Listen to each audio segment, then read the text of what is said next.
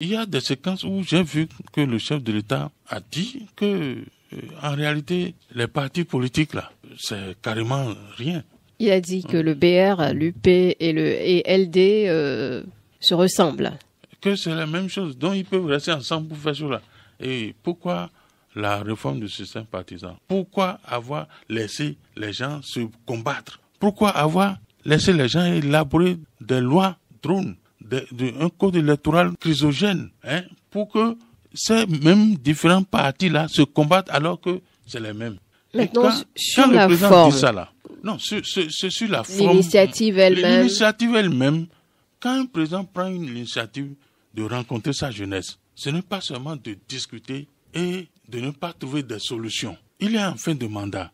Je discute avec la jeunesse, je suis prêt à entendre ce que je ne peux pas entendre. Et quand j'entends ça là, je fais le point et je donne satisfaction ce qu'il peut donner. Quelqu'un qui demande au président, en tant que chef de famille, chef parent, parce que c'est sous son magistère qu'il y a telle personne, telle catégorie de personnes sont en prison pour telle raison, dit, cher papa, je vous demande pardon. Faites ceci. S'il ne veut pas qu'après cet entretien avec la jeunesse, qu'il y ait des solutions, ça veut dire que c'est une rencontre qui, en réalité, n'a pas de sens. Mais si on lui demande de libérer quelqu'un et qu'il y a des procédures judiciaires qui sont en cours, vous voulez qu'il appelle tout de suite quel genre de procédure? La prison pour demander, faites sortir telle personne. Ça ne se passe pas comme ça. Oui, c'est pourquoi on vous pose la question. Lorsqu'on prend n'importe quel cas judiciaire, on voit son cas. Le président peut gracier la personne. Maintenant, si cette personne n'est pas jugée, on demande d'accélérer la procédure. Ou, si on veut, on peut suspendre la procédure. Et je dis, lorsque nous sommes en face d'un problème politique, en réalité, la justice devrait s'éloigner vraiment pour que, à problème politique, solution politique. Chacun peut dire qu'il n'y a pas de prisonniers politiques. Mais au fond de leur cœur, ils savent bien ce qu'ils sont en train de dire. Et c'était aussi l'occasion pour lui d'expliquer pourquoi il prend telle décision par rapport à l'embauche. Lorsqu'on parle de la loi sur l'embauche, il a donné l'exemple des États-Unis. Aux États-Unis, là, les présidents qui se sont suicidés ont apporté, sinon, on a mis un dispositif de sorte que lorsque tu fais une affaire, tu dois prospérer. Quel est l'homme d'affaires béninois, en dehors de sa séraille, qui a prospéré dans ce pays? Quand vous allez à GDIZ, combien de Béninois vous voyez sur le site? Est-ce qu'on peut pérenniser l'emploi là? Vous l'entendez parler d'amélioration du climat des affaires pour susciter l'investissement au Bénin? Moi, je parle des entrepreneurs locaux. C'est pour vous dire que notre pays pourrait se développer mieux que ce que nous sommes en train de voir si on laisse l'initiative privée béninoise s'émanciper. Le président peut aider ces entrepreneurs-là à aller chercher de l'argent pour renforcer leurs capacités et permettre de l'embauche. Et la loi sur l'embauche, ce n'est pas la meilleure loi, selon moi. Avant notre arrivée, il y avait le plein emploi, malgré qu'on a critiqué l'autre régime. Il y avait le plein emploi au Bénin. On était dans le même pays, là. Madame, je dis chacun trouvait du travail. Le taux de sous-emploi, il est pareil, il est pratiquement pareil que jusqu'à aujourd'hui. Pas du tout. Moi, je connais des gens qui, depuis 2016 à aujourd'hui, sont renvoyés de leur emploi. Les gens ne arrivent pas à manger correctement. L'environnement des affaires et l'emploi que chaque Béninois avait, lui garantissant le pain quotidien, de 2016 à 2026, ça s'est ébruité. Sur cette question, le porte-parole du gouvernement avait répondu une fois que c'est certainement parce que l'argent facile ne circule plus. Qui gagne l'argent facile? C'est un narratif farfelu pour dire que l'argent facile ne circule pas. Quel est l'argent facile? Qui prenait cet argent facile-là? Vous avez dit les hommes politiques. Les hommes politiques de 2006 à 2016 là, sont où? Sont avec le régime, oui ou non? Mais vous aussi, vous étiez avec le régime. On a l'impression d'entendre une personne frustrée qui n'a pas eu un acteur politique qui n'a pas eu ce qu'il voulait et qui aujourd'hui jette du fiel sur le pouvoir. Ce n'est pas de la frustration. Et lorsque vous et moi, nous nous entendons pour nous marier, et que je vous ai dit que moi, je ferai ceci, je ferai ça pour l'harmonie du foyer. Vous aussi, vous avez dit que à vous serez tard, vous serez... Et que, en cours de chemin, ce que nous nous sommes dit là, ça ne se répète pas. On appelle ça quoi?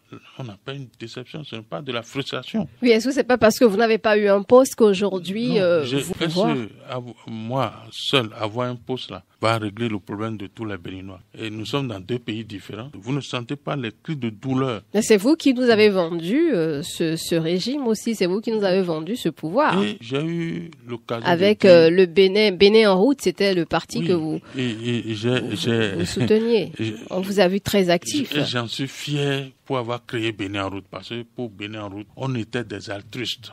Pour nous, il faut créer les conditions pour que le Béninois lambda puisse manger au minimum 2 repas par jour. Pour nous, c'est de faire en sorte que l'eau soit retrouvée dans les coins les plus reculés. Pour nous, c'est de permettre l'électrification dans les zones reculées pour permettre aux femmes de sortir pour aller accoucher la nuit. Pour nous, c'est d'avoir un plateau médical assez garni. Il y a le CHIC qui a été créé récemment. Le CHIC est localisé ici. Et pour aller faire des soins là, il y a une catégorie de Béninois qui ne peuvent jamais faire les soins là. Et cette catégorie-là, elle est plus nombreuse que la catégorie qui peut aller se soigner là. C'est ce qui est écrit au fronton du CHIC. Oui. Il faut prendre un rendez-vous. C'est ce qui est écrit sur le... Lorsque vous prenez rendez-vous, les coûts de consultation, même si on vous demande de payer 5 000 là, difficilement vous trouvez 5 000. Un homme politique doit dire la vérité au peuple. Mais un homme politique dont la parole change selon les années aussi. On se demande comment il faut le croire.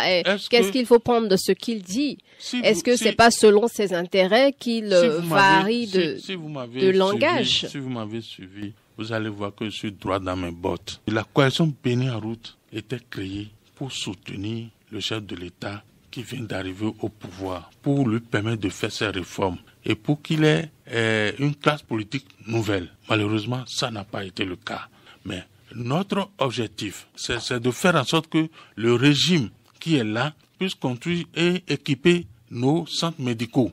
C'est de faire en sorte que nous puissions avoir de l'eau partout dans le pays. C'est de faire en sorte que nous puissions avoir l'électricité partout dans le pays. C'est de faire en sorte que le panier de la ménagère contienne quelque chose. Ce que nous avions dit, est-ce que nous avions pu avoir ça là? Sur l'électricité, il n'y a pas eu d'évolution après les situations de délestage que nous avons connues dans le pays. Une petite amélioration. Il y a eu d'amélioration. Qu'est-ce que vous reprochez alors? Donc c'est pourquoi on se demande, on se pose des questions sur les vraies raisons de votre retournement de veste, de vos changements de position. Non, là, j'ai changé de position depuis 2021. Oui, mais vous aviez une position avant 2021. La position avant, je l'assume.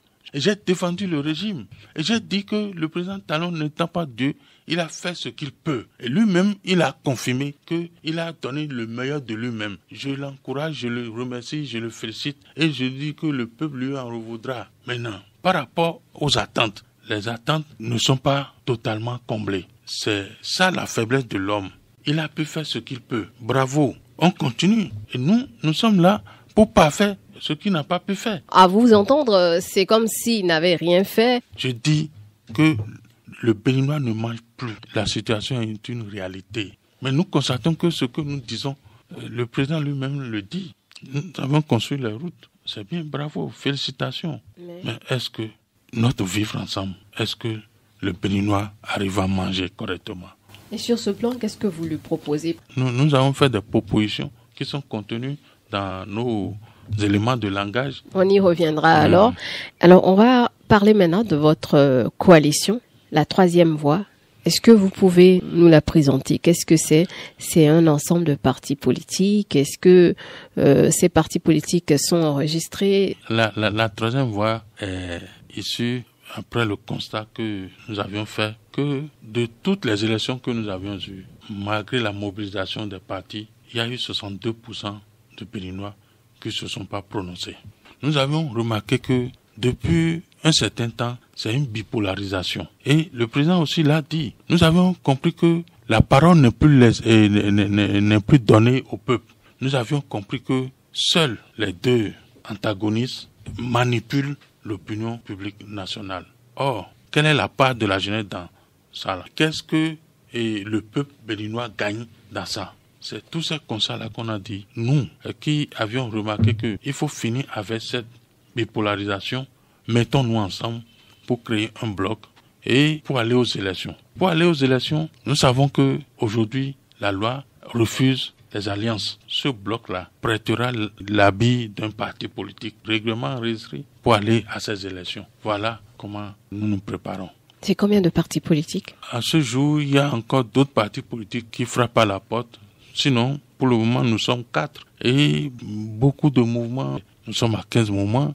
Et la semaine prochaine, d'autres aussi vont faire leur adhésion pour que, ensemble, le changement que nous souhaitons, ce n'est pas le changement de régime, mais le changement d'un système qui a trop perduré, mais qui n'a pas apporté un plus au quotidien du Béninois. Quels sont les 4 partis qui sont dans la coalition? Il y a NFN, il y a PPP. Donc votre parti? Oui, il y a PPP, il y a UNP, il y a LPRK, EBN.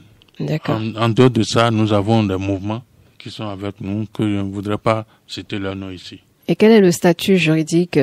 Aucune coalition ne va à une élection. Oui. Vous avez dit que vous voulez aller sous l'habit d'un parti politique. Oui, sous la coupole, sous la bannière d'un parti politique règlement enregistré qui est avec nous. C'est lequel? Pour le moment, c'est NFN qui est là. Comment vous vous structurez aujourd'hui? Comment vous vous préparez? Quels sont vos objectifs? C'est vrai que vous en avez parlé là, vous l'avez survolé. La troisième voie, parce que nous croyons que le Bénin mérite mieux que des affrontements sans fin entre deux pôles qui se succèdent sans se renouveler. La troisième voie, parce que nous voulons redonner la parole à une majorité silencieuse de Béninois qui ne se reconnaissent plus dans l'offre politique actuelle. La troisième voie, parce que nous pensons que la politique ne doit pas être un champ de bataille d'ambition personnelle, mais un levier de transformation pour un développement équitable, durable et harmonieux de notre pays. La troisième voie, parce que nous aspirons à une démocratie populaire, humaniste et patriotique, plaçant le bien-être de chaque Béninois au cœur de toutes les décisions politiques, économiques et socio-culturelles. La troisième voie, parce que face aux défis complexes de notre nation, nous unissons nos forces pour offrir une alternative populaire, politique, crédible, porteuse d'espoir, de paix sociale et de solutions concrètes. La troisième voie, parce qu'elle se veut un catalyseur de changement propulsant un citoyen patriote et engagé vers un avenir véritablement inclusif et prospère pour tous. La troisième voie, parce qu'aujourd'hui, chaque candidat de la troisième voie est un rempart contre la confiscation du pouvoir. Et qui est votre candidat à la troisième voie? Quelles sont les élections? Les élections générales, par exemple, nous aurons des candidats dans chaque circonscription électorale, des candidats valables, des jeunes patriotes, des jeunes altruistes. Ces jeunes-là sont déjà connus. Est-ce que vous connaissez déjà vos candidats pour les législatives? Nous connaissons nos candidats et nous savons que c'est des candidats qui ont des valeurs, qui ont un contenu réel. Comment vous les avez désignés? Ils sont de vos différents partis? Ils viennent d'où? Ils sont de nos différents partis. Ces candidats, c'est des Béninois. Ce ne sont pas des Béninois connus, non. C'est des Béninois simples qui ont décidé de faire quelque chose pour leur pays et afin que ce pays soit véritablement transformé. Comment ça va se passer? Il n'y a pas eu de primaire, hein? Ils sont déjà tous connus? Non. Tous connus là, c'est peut-être trop dit. Chaque parti et mouvement apporte ses meilleurs candidats. Et dans chaque circonscription, il y a un arbitrage. Donc ça n'a pas encore commencé? Ça n'a pas encore commencé. Ça va commencer quand? Non, nous sommes en cours de réception des candidatures. Ça, c'est pour les législatives. Et pour la présidentielle, c'est vous qui allez être candidat de la troisième voie? Si la troisième voie me choisit, je suis candidat. Mais pour le moment, nous faisons focus sur les élections générales d'abord, communales et législatives. Les présidentielles, c'est une autre paire de manches. Oui, justement, par rapport à ça, comment vous aurez les parrainages pour la présidentielle? C'est pour ça que nous disons que notre objectif d'abord, c'est de gagner les législatives et les municipales. Si nous gagnons les législatives municipales, vous verrez comment le changement aura lieu. Le retrait des fiches de parrainage était prévu pour le 25 dernier et ça a été reporté. Donc les parrains sont ceux qui sont là actuellement. Comment vous faites pour avoir ces parrainages, Monsieur Houngué? C'est ça, je dis que si nous gagnons les élections générales, c'est-à-dire nous gagnons les élections législatives et que nous arrivons majoritaires à l'Assemblée nationale, tout se fera. Qu'est-ce que vous faites des parrains actuels alors? C'est ça, je dis que tout se fera. Comment on ne comprend pas? Non, tout se fera. Puisque les parrains actuels, c'est eux qui sont censés vous parrainer. Je dis tout se fera. Si par exemple, il arrivait que c'est la majorité seule qui se retrouvent à l'Assemblée nationale, là, les candidats préalablement connus, là, vous allez voir, ils vont changer. Maintenant, je vous dis que si nous gagnons les élections législatives, la nouvelle Assemblée décidera de la suite. Si l'Assemblée s'installe et que nous avons la majorité à l'Assemblée, on peut s'entendre, on peut faire valoir ce que nous appelons le consensus pour revoir les lois. Et changer les règles du jeu en cours du jeu, c'est ça? Mais il y a eu déjà jurisprudence. On a changé les règles du jeu en cours du jeu dans ce pays, en pleine élection des maires. Mais vous réclamez troisième voie, c'est pour perpétuer ce que vous dénoncez? C'est pas pour perpétuer. La troisième voie est arrivée pour mettre fin à toutes ces choses-là. En faisant la même chose? Non, pas pour faire la même chose, mais pour donner la parole au peuple. Est-ce que c'est pas un peu utopique ce que vous dites là actuellement? Parce que le parrainage, ça se discute maintenant là. Et vous parlez d'après les élections générales. Est-ce que vous êtes donné un exemple réaliste? Je dis que s'il arrivait que c'est la mouvance qui gagne les élections législatives et que on se retrouve à l'Assemblée monocolore, ceux qui avaient déjà reçu de parrainage dans la mouvance pour aller aux élections, je vous dis, les règles de jeu vont changer. Qu'est-ce qui vous fait dire ça? Ah, c'est le domaine politique. Vous allez voir, tout peut changer. Oui, ça, on est bien conscient de ça, que tout peut changer et que tout change souvent. Tout peut changer. Si nous avons la majorité, nous pouvons changer des choses et permettre au peuple de choisir librement celui qui va diriger son destin. Qu'est-ce que vous allez changer? À l'Assemblée, qu'est-ce qu'on fait? On change les lois, non? On vote les lois. Dans quel sens? On propose dans le sens d'améliorer la vie quotidienne des Béninois. Mais qu'est-ce que vous allez faire concrètement? Ce que nous allons faire concrètement, attendons, le moment n'est pas encore arrivé. Est-ce que vous n'êtes pas sûr d'avoir des élus à l'Assemblée? Est-ce que vous n'êtes pas sûr que ces élections-là vous sourient? Si on n'est pas sûr d'avoir des élus, on ne va pas dire que si nous gagnons, parce que si nous gagnons et que nous ayons la majorité, nous ferons en sorte que les lois dont vous parlez soient revues et permettent aux Béninois de choisir librement son candidat. Parce que maintenant, c'est quelques personnes qui choisissent le candidat, qui imposent au peuple béninois. Donc, le président de 2026, dans ces conditions, sera un président de fait. Et ça n'arrange pas du tout celui qui est là aujourd'hui. Sur quoi vous comptez pour vous retrouver à l'Assemblée nationale, pour avoir la majorité? Nous comptons sur la dynamique populaire, parce que le peuple a besoin de ce changement systémique. Le peuple a besoin de confier son destin à de nouvelles personnes. Est-ce que ce peuple vous connaît? Le peuple nous cette connaît. Cette troisième voie, là. Nous venons de commencer la troisième voie, mais il y avait les partis existaient avant.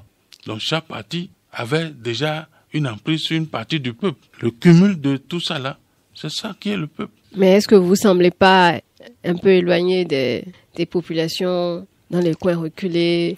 Qu'est-ce que vous mettez en marche pour vraiment faire asseoir votre machine dont vous parlez? Vous dites que nous sommes éloignés du peuple parce que nous ne faisons pas de publicité. Nous ne sommes pas éloignés du peuple. Mais qu'est-ce que vous faites pour vous rapprocher de ce peuple? Nous nous rapprochons tous les jours que Dieu fait. Hier, certains étaient à Soava, d'autres sont dans le nord, d'autres sont dans le Mono, d'autres sont dans l'Ouémé. Nous travaillons un peu partout. Donc vous travaillez en catimini sans qu'on vous voit, parce qu'on ne sent pas la troisième voie sur le terrain. Elle est inaudible. Pour le moment. Vous savez que la loi que nous avons votée, il faut qu'on fasse les choses de façon discrète. Et quand nous allons faire notre grande sortie, nous allons annoncer officiellement le parti qui va porter la troisième voie. Nous allons l'annoncer obi. Et les gens vont comprendre que ce qui se passe là, c'est du lourd. Mais on est à 3 mois de l'ouverture des dépôts des dossiers et les populations ne savent même pas quel parti va porter la troisième voie. Est-ce que vous ne vous y prenez pas un peu trop tard? Non, chaque fois que nous travaillons, sans que les regards ne se jettent sur nous, nous parlons au peuple que c'est tel parti qui portera la troisième voie. Nous ne restons pas sans faire le job. Et quels sont vos rapports avec les autres partis politiques?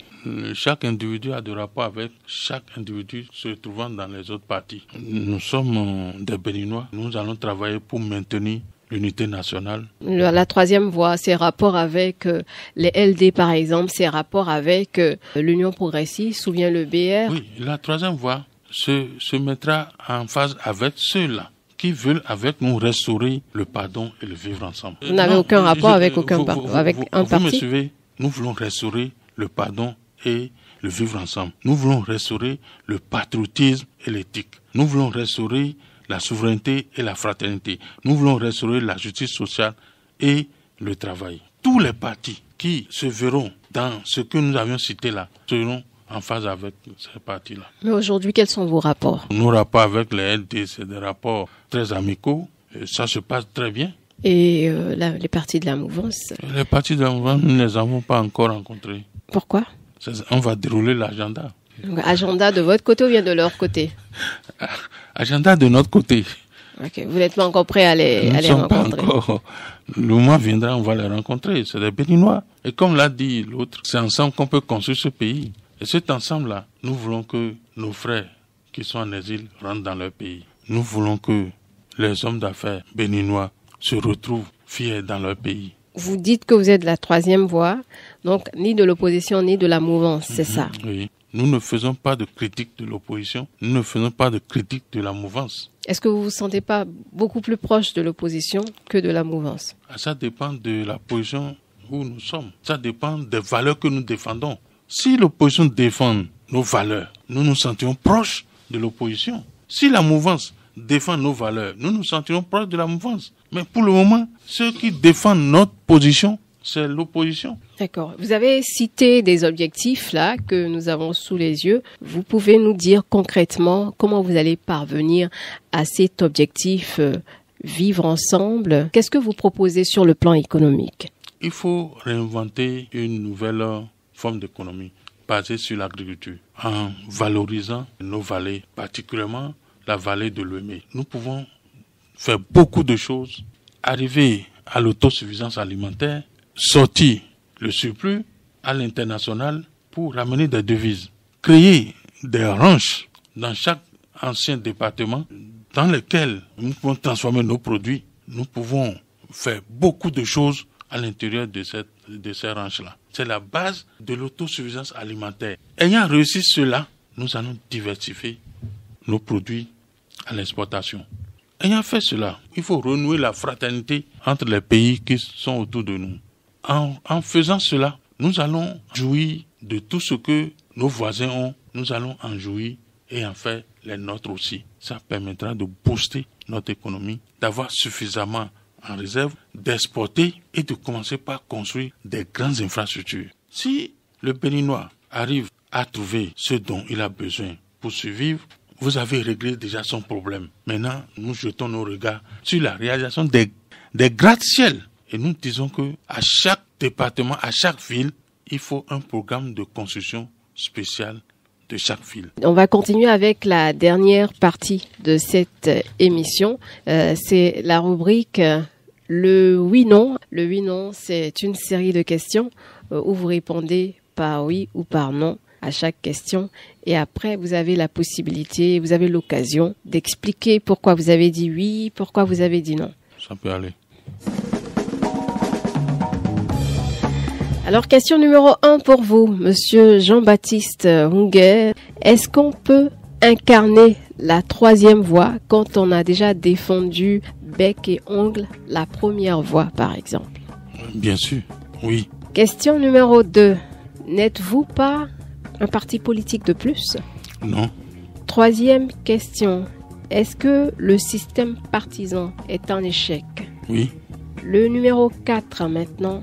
Monsieur Jean-Baptiste Hunguet, est-ce que vous regrettez d'avoir été maître d'ouvrage délégué dans le chantier de l'ancien siège de l'Assemblée nationale? Demandez si je regrette. Oui. Non, je ne regrette pas. Et cinquième question, dans les déclarations du chef de l'État, on a entendu qu'il a demandé aux Béninois de pardonner ses insuffisances. Vous, en tant que Béninois, est-ce que vous lui pardonnez ses insuffisances? Ma réponse est mitigée puisque lui-même dit que le pardon peut être considéré comme une faute. Donc c'est ni oui ni non. Vous avez la dent dure contre lui? Non. Donc ni oui ni non, c'est le joker dont vous avez droit dans cette rubrique. On va passer maintenant aux explications. Première question, vous avez répondu oui. Je vous rappelle la question, bien c'est bon oui, pour vous. Rappelez-moi la question. Est-ce qu'on peut incarner La troisième voie, quand on a déjà défendu bec et ongle, la première voie, par exemple, comme c'est le cas chez vous. Lorsque vous avez des convictions et que vous incarnez ces convictions et que vous accompagnez un leader, vous n'êtes pas le leader, vous accompagnez un leader avec votre conviction et qu'en cours de chemin, vous ne retrouvez plus ce que vous êtes dit, lorsque ce que nous nous sommes entendus, ce pourquoi nous nous sommes battus, ce pourquoi nous nous sommes évertués pour vous amener là, et que, arrivé à un moment donné, c'est ceux qui nous ont combattus que vous êtes allés ramasser pour faire ce que nous avions appelé la rupture, le nouveau départ, et que l'objectif c'est de mettre à l'écart tous ceux qui vous ont accompagnés. Nos convictions demeurent à 100% réelles. Nous pouvons dire qu'il faut créer une troisième voie, la voie de la vérité, la voie de l'altruiste. Mais si vous estimez que tout n'a pas marché, est-ce que c'est pas aussi votre échec? Puisque c'est un mouvement que vous nous avez présenté. Oui, j'accepte que je suis comptable de ça. Et je dis pour ne pas continuer à être comptable, parce que il est possible de faire des erreurs, mais végéter dans l'erreur, c'est ça qui est le péché. Ne pas accepter de continuer dans l'erreur. Je ne suis pas sorti incognito, je suis sorti officiellement. Je ne regrette rien. Et je dis aujourd'hui, le chef m'a donné raison. Par cette déclaration, il m'a donné raison. Je suis retiré et je fais partie de ceux-là qui ont créé le bloc de la troisième voie. Mais comment les Béninois peuvent vous faire confiance? Mais les Béninois vont nous faire confiance parce que je n'ai pas varié. Sur l'échiquier politique, on voit que les acteurs politiques, ils changent juste non, je n'ai pas changé. C'est comme un jeu de chaises musicales. Vous changez juste de position à des moments donnés. Le pouvoir est encore là. Et vous dites que vous êtes une nouvelle voix. Vous savez, je souffre aujourd'hui parce que je suis au chômage. Le pouvoir est encore là. C'est parce que vous êtes au chômage que vous jetez du fiel sur le pouvoir? Attends, ce que je veux dire, c'est ceci. J'ai encore la possibilité d'intégrer. D'intégrer quoi? De rester dedans et de ne pas souffrir ce que je souffre aujourd'hui. Mais j'ai une conviction et je ne marchande pas cette conviction. C'est pourquoi je dis je suis au chômage. Mais cela ne m'empêche pas d'être moi-même. Parce que demain, la nature me donnera raison.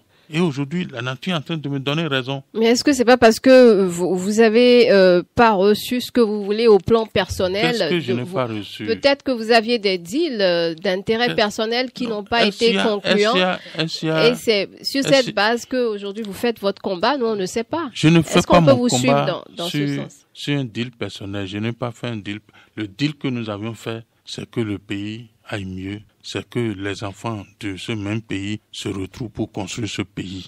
C'est le deal que nous avons fait. Et nul ne sera de trop. C'est le deal que nous avons fait. Vous n'avez pas l'impression que on prend les mêmes et puis on recommence de nouvelles dynamiques? Ça nous conduit où finalement? C'est ce que je déplore. Et je dis, quand on faisait le combat, c'était quand même des hommes apparemment nouveaux. Mais c'est ce que vous nous proposez aujourd'hui. Vous faites la même chose. Vous nous proposez une nouvelle voie. Alors que vous avez longtemps porté une voie qu'on connaît. Non, la voie que vous connaissez là. Est-ce que vous connaissez nos objectifs, les objectifs de la coalition Bénin? Encore que ce n'est pas la coalition Bénin qui parle ici. Mais est-ce que les objectifs de la coalition Bénin en route là, est-ce que j'ai dévié? Je n'ai pas dévié parce que c'est une conviction. Quand je n'ai pas dévié et que vous voulez que je change de conviction, je me sens mal à l'aise pour dire ce que je ne veux pas. Et pour ce faire, moi je suis sorti tout simplement, je n'ai pas insulté quelqu'un, je n'ai pas fait... Je suis sorti tout simplement, j'ai dit, je ne retrouve plus mes convictions, je sors. Quelles que soient les sanctions qui vont arriver, je vais assumer. Et j'ai assumé, et j'assume. Numéro 2, vous avez dit non. N'êtes-vous pas un parti politique de plus? Non, ce n'est pas un parti politique de plus.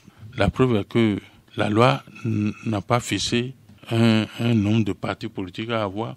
La loi dit de faire de grands regroupements. Et nous sommes en train de faire les grands regroupements. Alors, donc, vous dites que vous n'êtes pas un parti de plus. Ce que vous apportez de nouveau, alors? Oui, nous apportons une nouvelle offre. Je vous ai dit que nous voulons un vivre ensemble. Nous voulons restaurer le vivre ensemble, la démocratie. Nous voulons restaurer le patriotisme. Nous voulons restaurer le pardon. Nous voulons restaurer la justice sociale et le travail. Nous voulons restaurer la souveraineté et la fraternité de notre pays. Ça ressemble à des slogans, ça. Ce n'est pas des slogans, c'est des valeurs que nous voulons restaurer. L'éthique, c'est une valeur qu'il faut avoir. Aujourd'hui... Mais c'est bien beau de le dire, mais on se demande... L'éthique nous manque. Si vous allez... Non, si vous connaissez le parcours de chacun et que dans le parcours de chacun, dans les faits, la personne qui parle d'éthique là, lui-même, n'a pas de bonne moralité. Vous le dites. C'est parce que nous pensons que pour construire ce pays, parce que construire le pays, ce n'est pas pour demain, c'est pour des générations. Il faut poser les pas de la construction d'un État où des générations vont vivre dans la paix. Les Occidentaux, les pays développés n'ont pas construit leur pays pour l'instant. Ils ont construit leur pays pour que des générations sur des générations puissent vivre dans un pays en paix, dans un pays où coule le lait et le miel. C'est ce que nous voulons faire. On verra ce que ça va donner. Ça donnera de bonnes choses. Et le numéro 3, vous avez dit oui. Oui, puisque celui qui est le promoteur du système partisan a dit devant tout le monde que tous les partis sont les mêmes, qu'on peut se mettre ensemble pour gouverner. Ça veut dire qu'il a trouvé que ce que nous avions fait là, c'est un échec. Cela n'apporte rien de développement. Alors, le système là est enrhumé. Mais il a aussi dit que c'est aussi pour mettre ensemble, pour réunir les forces, pour ne pas s'émietter, pour ne pas exploser les partis, faire exploser les partis de l'intérieur. Il aurait fallu laisser chacun aller dans la vision, que la personne sente que ça là, je rentre dans ceci là, c'est ce que je veux. Mais les gens ont été pratiquement à pas de charge pour se mettre ensemble. On a mis ceux qui ne se sont jamais parlé ensemble et aujourd'hui, ce qui se passe à l'intérieur des partis, c'est parce que ça n'a pas encore explosé. Lui, le président quitte là, les partis vont exploser. C'est pourquoi nous avions dit que nous ne créons pas notre parti sur la base d'un mécène, sur la base de quelque chose, mais nous créons notre parti sur la base des valeurs. Et qui finance votre parti? C'est nous-mêmes.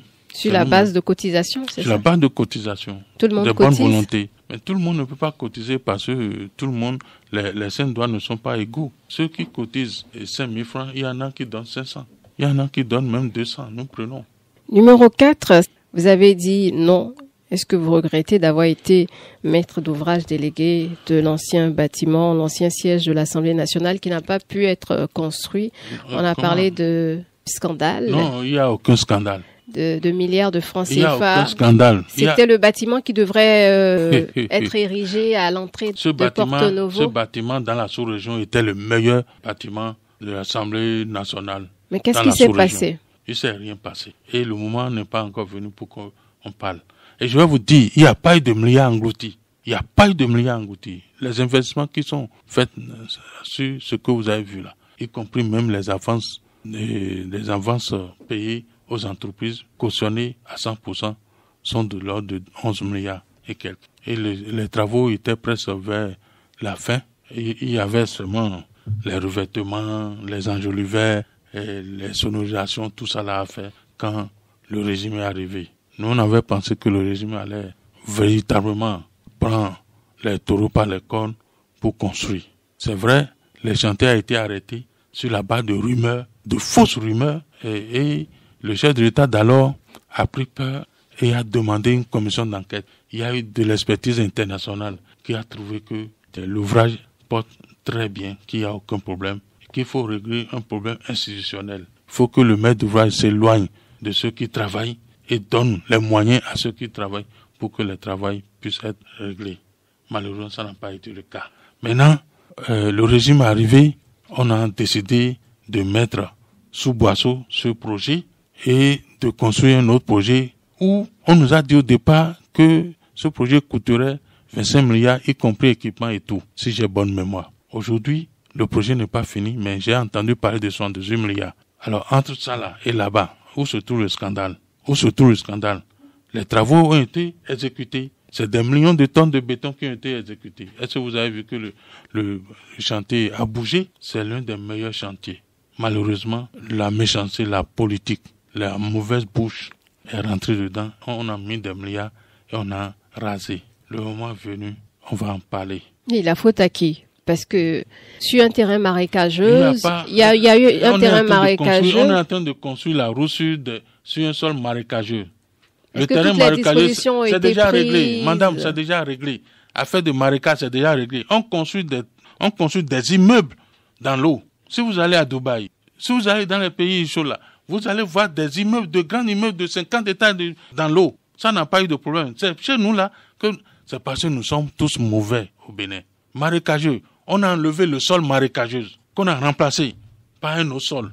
Les instances géologiques sont venus faire des essais et ont conclu que les essais sont concluants au-delà des attentes. C'est terminé. La route de Porto-Novo, si vous allez à Porto-Novo de temps en temps, non? Vous avez vu comment on est en train de construire la route sur une rue marécageuse, non? Vous n'avez pas vu qu'on a remplacé le sol là par de grosses pierres? Mais c'est ce qui a été fait. Mais parce que nous sommes méchants dans ce pays, c'est tout. Mais il y a eu un rapport sur ce chantier. Quel rapport? Vous avez le rapport présenté par le ministère du Cadre de Vie.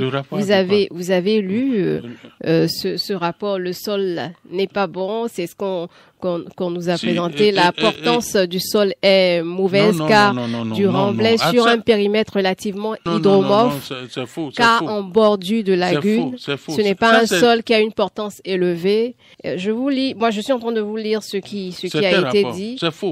C'est sur le site du gouvernement. C'est un rapport officiel que vous lisez ou bien... C'est sur le site du gouvernement. Ce n'est pas un sol qui a une portance élevée pour supporter un bâtiment lourd en béton de 4 étages. La structure est totalement mal dimensionnée. Les murs ne sont pas d'aplomb. Les poteaux ne sont pas rectilignes.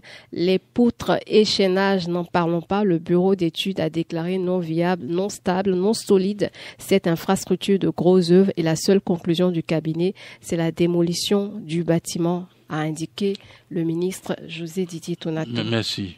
Madame, je peux parler? Oui. Et vous savez, dans un marché, ce n'est pas quand le marché est encore en train d'animer qu'on fait le point. On fera le point. Comme on dit chez nous là,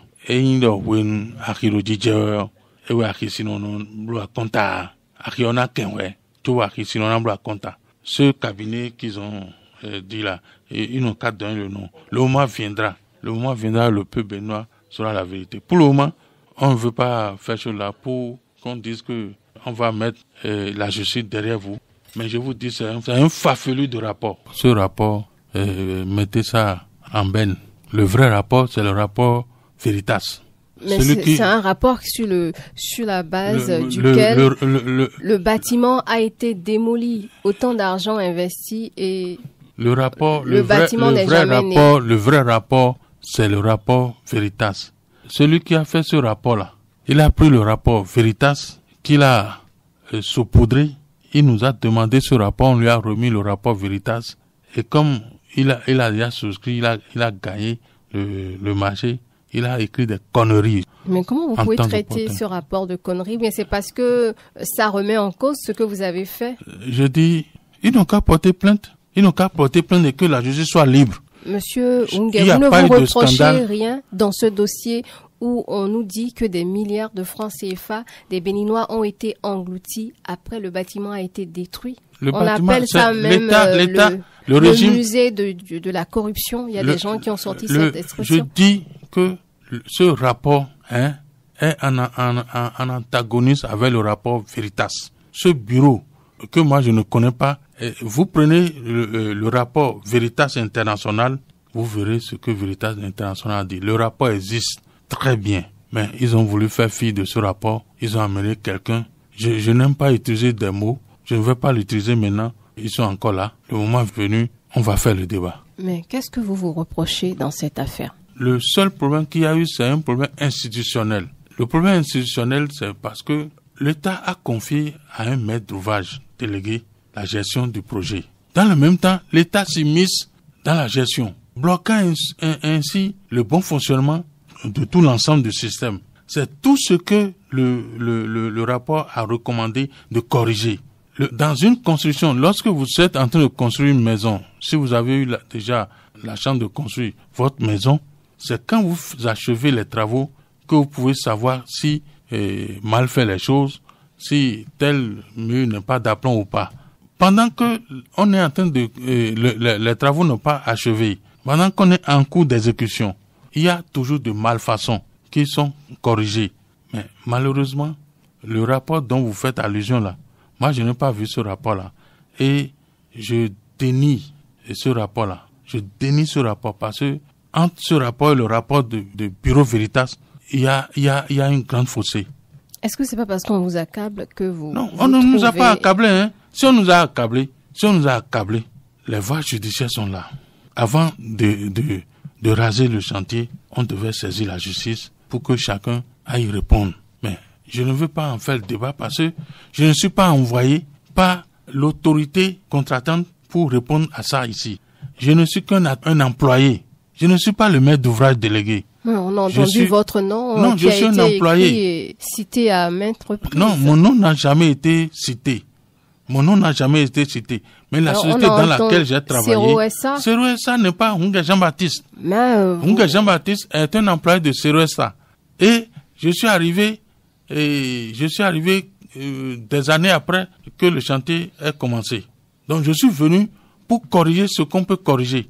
Je suis venu prendre le chantier en route. Et je dis, le projet initialement était de 25 milliards. Mais vous savez que ça s'est étendu sur plusieurs années. Ce n'est pas que on a mobilisé les 25 milliards là et on a dit lancer le projet, les 26 milliards sont là. Non. La première vente de démarrage qui était payée pour les entreprises qui devaient démarrer a été payée en plusieurs morceaux. Ça veut dire que le projet étant initié, on n'avait pas mobilisé tout l'argent. Et l'argent qui a été mobilisé, les travaux ont été réalisés au prorata de ce qui a été mobilisé. Les avances de démarrage qui ont été payées, cautionnées à 100%, sont encore là. Donc, moi, je ne considère pas ce rapport. C'est vrai, la force publique, moi, je ne veux rien dire. Et comme je vous ai dit, je n'ai pas été mandaté pour faire. Je ne suis pas le président du conseil d'administration de la CERO. Je ne suis pas le patron de la CERO. Moi, je suis qu'un employé avisé et je peux vous dire ce que je connais. Mais comme je n'ai pas été envoyé par l'un des responsables, je ne peux rien dire pour le moment. Si vous voulez, un jour, je vais vous envoyer le rapport Veritas. Mais il y a un dernier rapport et sur la base duquel le bâtiment a finalement été détruit. Non, le bâtiment c'est un choix du régime. Parce qu'il y avait eu des fautes. C'est faux. Le bâtiment n'a aucun problème structurel. Je vous dis, je suis technicien, le bâtiment n'a aucun problème structurel. Mais est-ce que vous pouvez être jugé parti puisque vous êtes dans ce dossier et il y a eu un rapport? Quel rapport? Je vous dis, laissez ce rapport-là. Comment on peut laisser ce rapport? Un rapport qui a été fait certainement par des experts. Quel expert? Et qui a été brandi par le ministère du cadre de vie. Madame, ceux qui ont démarré le projet-là, cherchez leur nom, investiguez près d'eux, juste à ceux qui sont venus voir les travaux déjà évolués et qui ont fait leur rapport. Mais le scandale a éclaté sous un autre régime. Mais sous ce régime, si c'était un scandale là, vous allez voir des arrestations. Et, madame, je dis, je ne veux pas en parler. C'est comme vous me dites, au Sénégal par exemple, on a blanchi tout ce que Macky Sall a fait. Mais après le départ de Macky Sall, c'est là qu'on a compris qu'il y a des choses qu'on nous a cachées. Pour le moment là, je dis le vrai rapport sur ce projet-là, c'est le rapport Veritas. Et c'est le gouvernement qui a investigué par rapport à ça. Et les députés étaient mêlés dans l'investigation faite par Bureau Veritas International. Et en termes de normes, de respect de normes, en termes de qualité, en termes d'investigation, Bureau Veritas est le premier. Et ne m'amenez pas à dire plus que ce que j'ai déjà dit. Oui, et puis on a quelques propos des députés dans le temps ici. Quels députés? Les nouveaux députés là? Non, des anciens députés qui ont eu ce rapport. Qui? Veritas. Dans les archives, il y a quelques réactions. Des députés ont réagi après une communication présentée sur le rapport de Veritas et les réactions sont diverses. C'était courant 2015. Par exemple, je vous lis des extraits de réactions. Feu Rosine Vieira-Soglo, qui était à l'Assemblée nationale, qui a choisi le site. Combien nous a coûté le déguerpissement? On nous dit que Bénin Veritas a trouvé tout normal, c'est dommage. Et là où il y a le site, il y a de l'eau. Je crains que Bénin Veritas soit faux.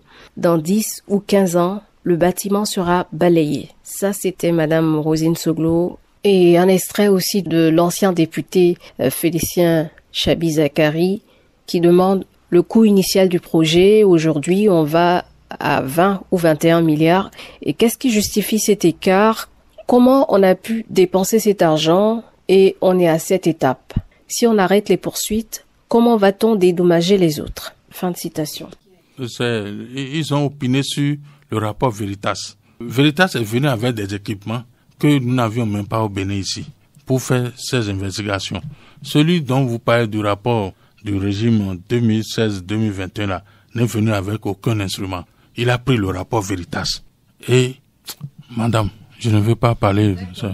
Alors, 5e et dernière question dans ce oui-non. Vous avez dit ni oui ni non. Le président Patrice Talon a demandé aux Béninois de lui pardonner ses insuffisances. Le chef de l'État lui-même a dit que pardonner peut être une faute. Et il reconnaît aujourd'hui ses insuffisances et demande au peuple de le pardonner. Mais avant que le peuple ne te pardonne, nous les catholiques, ou nous les chrétiens, nous faisons une prière. Notre Père qui est aux cieux, que ton nom soit sanctifié, que ton règne vienne, que ta volonté soit faite sur la terre comme au ciel.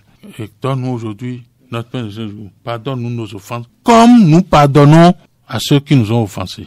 Ça dit quoi? Si nous ne pardonnons pas à ceux qui nous ont offensés, Dieu ne nous pardonne pas. Donc lui-même n'a qu'à pardonner, il n'a qu'à accepter que le pardon est divin pour que le peuple lui pardonne. C'est tout ce qu'il veut dire. L'homme est faillible. Si l'homme est faillible et que rien n'est linéaire et que ce que j'ai dit aujourd'hui, je peux me tromper parce qu'il a dit qu'il n'est pas Dieu, je suis d'accord, il peut revenir pour dire bon, même sans prendre la même forme, et pardonner, de lui demander, le peuple lui demande pardon. Il n'a qu'à pardonner. Il a dit que les trois partis peuvent se mettre ensemble pour gouverner.